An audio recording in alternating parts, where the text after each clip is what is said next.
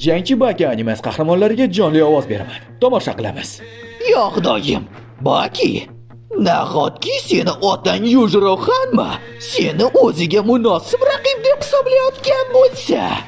Men otam Yujiro Xanmadan kuchliroq bo'lishni istayman. Uning soyasida qolib ketishni aslo istamayman. Men jangdan oldin Pickle'ga va'da bergandim. Agar meni mag'lub etadigan bo'lsang, meni yeb qo'yishingga tayyorman degandim. Lekin men Pickle'ga mag'lub bo'laman deb o'ylamagandim. Men Baki Xanmaning xayollaridan nima o'tayotganini o'sha lahzada tushunib turgandim. Lekin nega u otasi Yujiro Xanma bilan jang qilishni istayotgani menga qorong'i edi. Jack Xanma, 240 metrli maxluq. Men sen haqingda juda ham ko'p mish-mishlar eshitganman. Otang bilan gaplashayotganda bunaqa hayajonlanma bola. Bo'lmasa oyoqlaring qaltirab ketyapti. Baki, seni ko'zlaringda qo'rquv ko'ryapman.